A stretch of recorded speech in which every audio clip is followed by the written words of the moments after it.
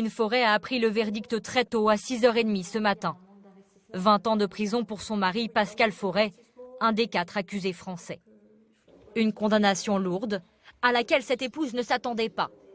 Ce sont les 3 personnes qui ont pris la décision de condamner les 4 Français à 20 ans de prison. Encore sous le choc, Sabine Fauré ne baisse pourtant pas les bras. Pour elle, son mari est innocent. On n'y croit pas et puis de toute façon le combat va continuer.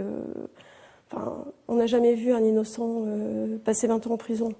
On se battra jusqu'au bout. Même combat pour la sœur de Bruno Odos, le 2e pilote condamné.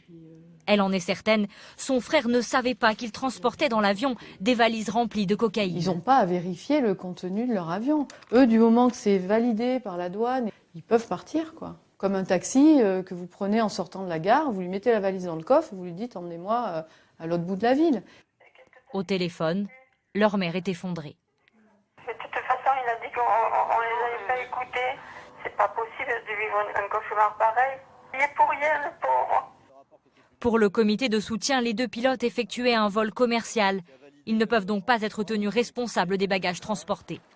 Pascal et Bruno ont appliqué les procédures qu'ils devaient appliquer et qu'ils se sont inscrits dans un cadre tout à fait réglementaire. Voilà.